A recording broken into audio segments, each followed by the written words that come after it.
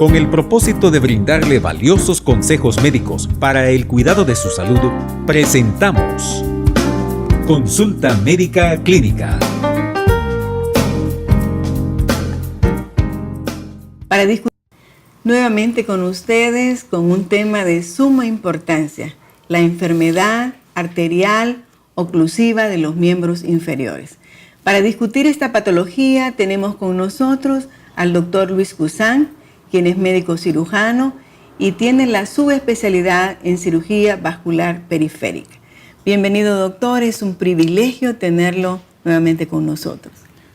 Buenas tardes, el privilegio es mío y gracias por la oportunidad de poder exponer algunos conceptos alrededor de la enfermedad oclusiva crónica.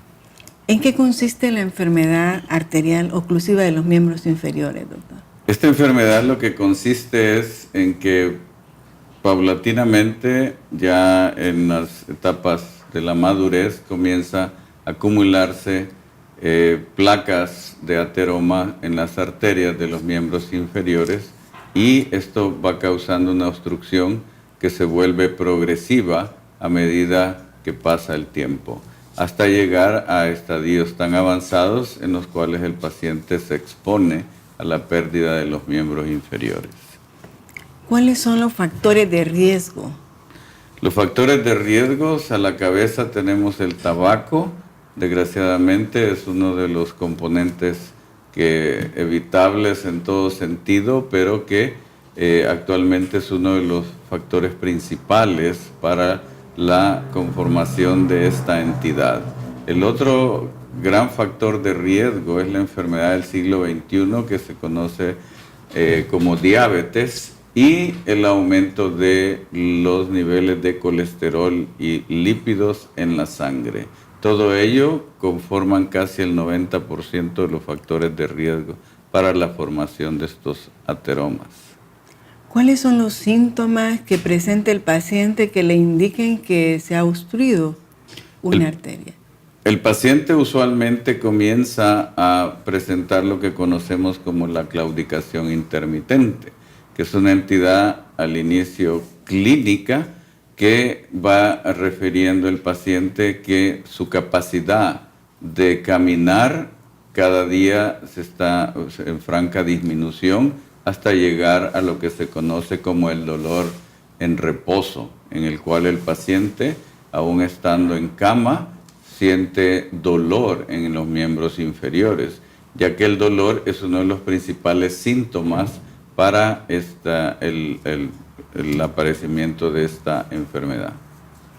¿Cuáles son qué herramientas tenemos para hacer el diagnóstico de esta enfermedad? Pues siempre está el dato de la historia clínica en el cual el paciente expone sus factores de riesgo y el aspecto clínico en el cual el examinador, el médico que atiende al paciente, debe de valorar los pulsos a nivel de los miembros inferiores para saber si se encuentran presentes o no. Cualquier alteración en la presencia de los pulsos de los miembros inferiores hace pensar al examinador que estamos frente a una entidad que ya todos conocemos como la enfermedad arterial oclusiva. ¿Y el tratamiento, doctor? ¿Qué opciones se le da al paciente que tiene esta patología? En un inicio, el paciente, como les explicaba, es una enfermedad de desarrollo lento. Puede ser tratado con el cambio en su estilo de vida y el uso de medicamentos vasodilatadores que le van a permitir al cambiar su estilo de vida, poder deambular sin que esto le cause dolor. Lo otro es que se hace que el paciente cambie el aspecto sedentario por un aspecto más activo, con ejercicios y manteniendo los niveles de azúcar, niveles de colesterol y triglicéridos dentro de los límites normales. ¿Existen formas de prevenir esta enfermedad? Sí, las formas de prevención son que una vez el paciente detecta algún cambio en su patrón de glucosa en sangre, de sus niveles de colesterol, o para el caso de abandonar el hábito del tabaco, eso ya hace que el paciente pueda revertir en alguna medida los cambios iniciales de esta enfermedad y pueda pasar bien sin necesidad de llegar a extremos como la cirugía.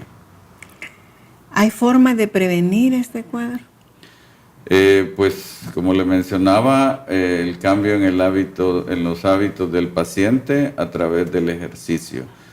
Volvemos siempre a lo mismo, que es el sedentarismo de nuestras sociedades es la que ha llevado a el aparecimiento de este tipo de enfermedades. Y es por ello que se recomienda que cualquier tratamiento o cualquier cambio en los hábitos del paciente debe ir acompañado de un incremento o del hacer ejercicio al menos 5 veces a la semana.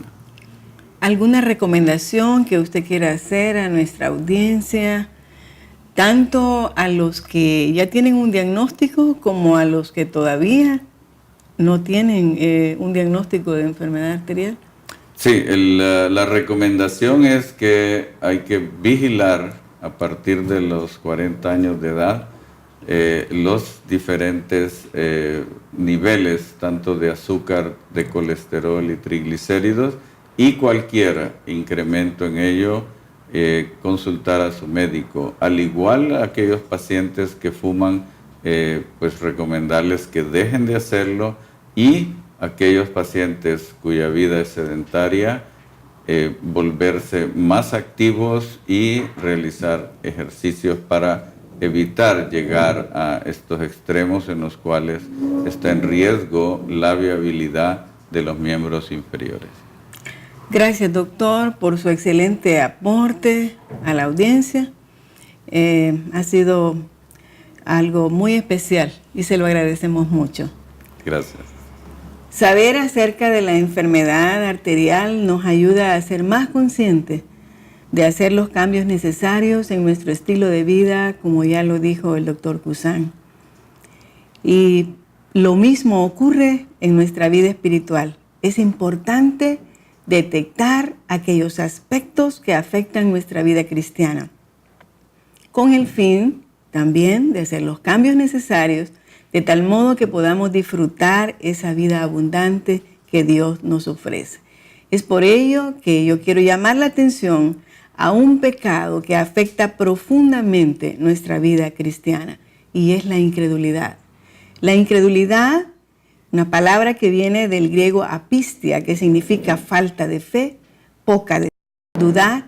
El diccionario de la lengua española lo define como la dificultad en creer algo. Falta de fe cristiana. Los efectos de la incredulidad es que impide que Dios obre en nuestra vida. Cuando Jesús comenzó su ministerio, se dice que recorrió Jesús toda Galilea, sanando toda enfermedad y toda dolencia en el pueblo. Pero hay una ciudad muy particular de la que se dice, y no hizo allí muchos milagros a causa de la incredulidad de ellos. La disposición de Jesús fue siempre hacer milagros, pero cuidado, la incredulidad impide que Jesús obre. Otro efecto de la incredulidad es la dureza de corazón, porque cuando la incredulidad en Dios toma el control de nuestras vidas, nos indispone contra el arrepentimiento, y esto nos separa más de Dios.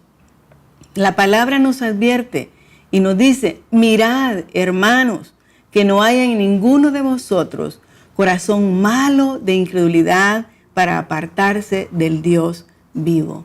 ¿Cómo podemos vencer la incredulidad? El antídoto de la incredulidad es la fe. La fe, de la palabra griega pistis, quiere decir persuasión, convicción basada en lo oído. Se usa referente a la fe en Dios, a la fe en Cristo, a la fe en las cosas espirituales. Pero la fe es un compromiso que hacemos para obedecer a Dios. La obediencia refleja fe. La palabra dice así que la fe es por el oír y el oír por la palabra de Dios. Oír la palabra de Dios implica obedecerla. Por lo tanto, si la incredulidad impide que Jesús obre, si la incredulidad me separa de Dios y si al contrario la fe me puede llevar a ganarle la batalla a la incredulidad, lo que tenemos que hacer es dar ese paso de fe y Dios hará lo demás. ¿Estarías dispuesto a dar ese paso de fe hoy? Es sencillo. Dile a Jesús: Señor Jesús, quiero caminar contigo en fe. Estoy cansado de ese sube y baja, de cuestionarte cada vez que las cosas van mal. Perdóname el pecado de la incredulidad. Hoy yo estoy dando un paso de fe. Tú has prometido pelear la batalla por mí y yo decido confiar en ti. Gracias, Jesús. Amén.